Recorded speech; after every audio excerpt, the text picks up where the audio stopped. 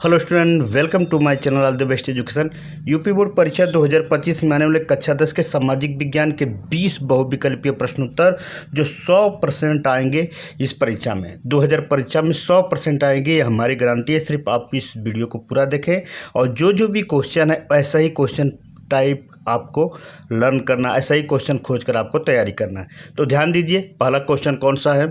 पहला question student, Vienna की संधि कब हुई थी? 1848 ईस्वी में, 1815 ईस्वी में, 1834 ईस्वी में, 1900 ईस्वी में। तो ऑप्शन आपका बी सही, 1815 ईस्वी पर आपको ट्रिक लगा लेना है। ठीक है, सिंपल क्वेश्चन है, सिर्फ ध्यान देना है वियना की संधि कब हुई थी? 1815 में, ऐसे ही टिक लगा लेना है। अगले क्वेश्चन ध्यान देंगे।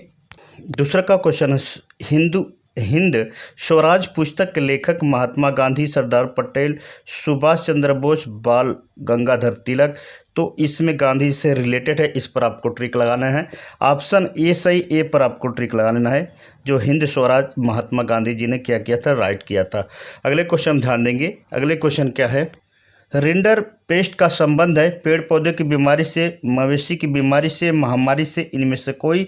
तो रिंडर पेस्ट जो होता है वो मवेशियों को लगाया जाता है, सभी को पता है, ये सुई है इनका। इस तरह आपको इसको ट्रिक लगा लेना है। अगले क्वेश्चन ध्यान देंगे। अगला क्वेश्चन कौन सा स्टूडेंट? ध्यान दीजिएगा। अगला क्वेश्चन है, गुमशुदा क्या है? बुनकर, कपड़ा व्यवसायी, वेतन भोगी कर्मचारी, ऊन बेचने वाले। तो इसमें चौथे का जो ऑप्शन सी सही है, सी पर आपको ट्रिक लगा लेना है, क्योंकि वेतन भोगी कर्मचारी होते हैं। गुमशुदा का मतलब यही होता है। अगला क्वेश्चन है, अगले क्वेश्चन क्या है?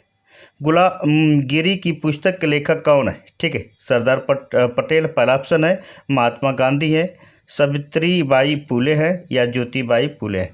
तो इनमें से ऑप्शन जो है पांचवा का जो है डी सही है, क्योंकि ज्योतिबाई फुले हैं। इस पर आपको ट्रिक लगा लेना है, डी ऑप्शन सही है। अगले क्वेश्चन ध्यान दे स्टूडेंट। श्रीलंका स्वतंत्र राष्ट्र कब हुआ था? 1947 ईस्वी में, 1948 ईस्वी में, 1957 ईस्वी में, 1981 ईस्वी में। तो इसमें बी ऑप्शन सही, 1948 ईस्वी में जो श्रीलंका क्या हुआ था? स्वतंत्र हुआ था। इस पर आपको ट्रिक लगा लेना है। अगले क्वेश्चन ध्यान देंगे। ध्यान दे स्टूडेंट। भारत में लोकतांत्रिक विकेंद्रीकरण हेतु किया गया संवैधानिक प्रावधान है, महिलाओं के संसद में प्रतिनिधित्व, स्थानीय स्वशासीय निकायों के संवैधानिक दर्जा तथा नियमित चुनाव, नगरपालिका की स्वतंत्रता, केंद्र राज्य के कार्यों का वर्गीकरण।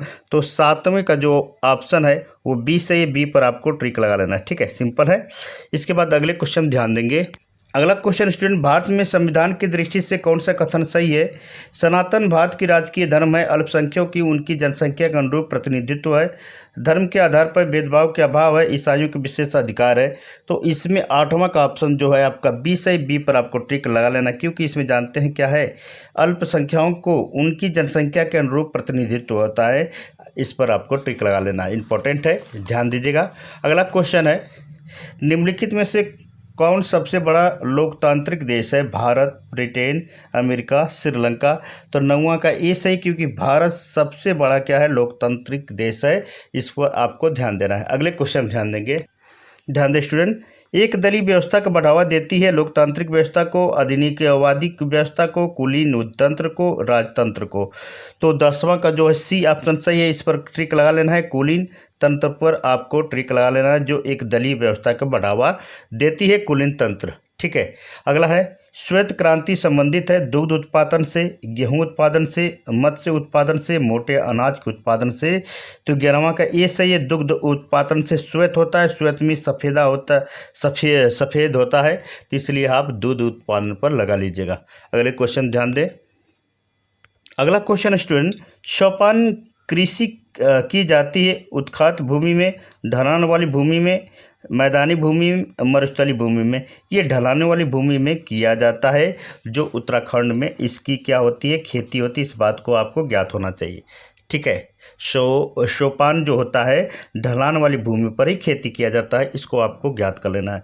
हौज खास जलीय निकाय स्थित होती उड़ीसा में, राजस्थान में, कर्नाटक में, दिल्ली में। तो दिल्ली में निकासित होती, इस बात को सभी को पता है, ज़्यादा प्रदूषण है, हौज खास का यही जलीय निकासित होता है। ठीक है, अगले क्वेश्चन ध्यान दें।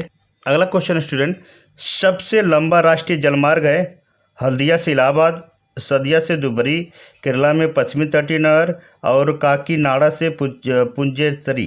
तो इसमें जो होता है ये हल्दिया से लेकर इलाहाबाद से जो है ये सबसे लंबा राष्ट्रीय जलमार्ग है, इस पर आपको ध्यान देना है। ठीक है, अगले क्वेश्चन ध्यान दें। अगला क्वेश्चन स्टूडेंट, भारत की इलेक्ट्रॉनिक राजधानी है हैदराबाद, दिल्ली, बेंगलुरु, पुणे। तो इसमें 15वां का ऑप्शन सी सही है। सी पर आपको ट्रिक लगा लेना है क्योंकि बेंगलुरु से रिलेटेड है जो भारत की इलेक्ट्रॉनिक राजधानी है। ठीक है, इस पर अगले क्वेश्चन ध्यान दें। अगला क्वेश्चन कौन सा है, ध्यान दें स्टूडेंट। ठीक है, ध्यान दीजिएगा।